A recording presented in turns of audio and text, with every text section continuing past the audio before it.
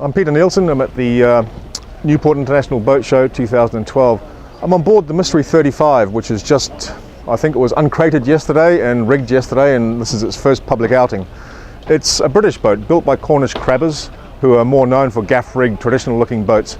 This was designed by Stephen Jones, who among other things is designed for Oyster and and he's designed any number of fast Grand Prix boats, including a number of one designs that are popular in England.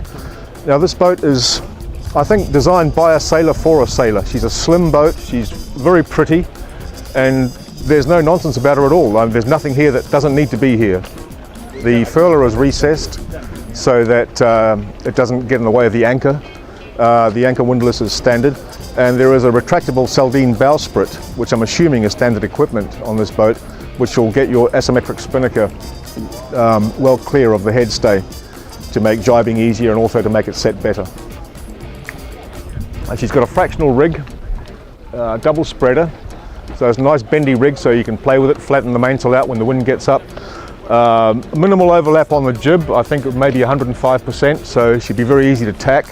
As you can see, the primary winches are rather small, so she's obviously designed for a small jib. Laid out for single-handed sailing, all the lines are led aft to the cockpit, and the deck layout is very clean, as you can see, with the sheet tracks inboard on the cabin top. Okay, now a tiller is an unusual sight on a 35-footer these days.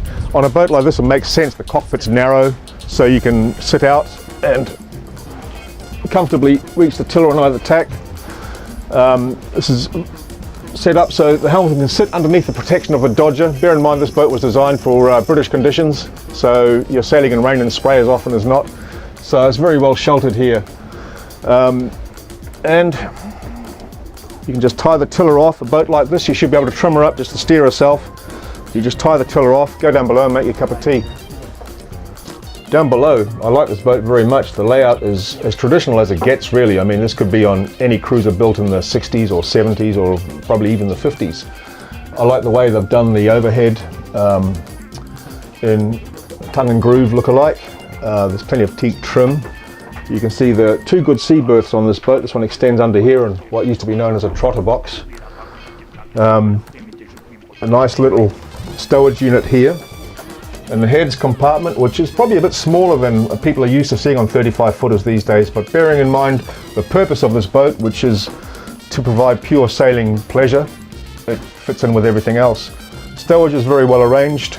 All you would need for two people for a week, you could fit on this boat quite comfortably.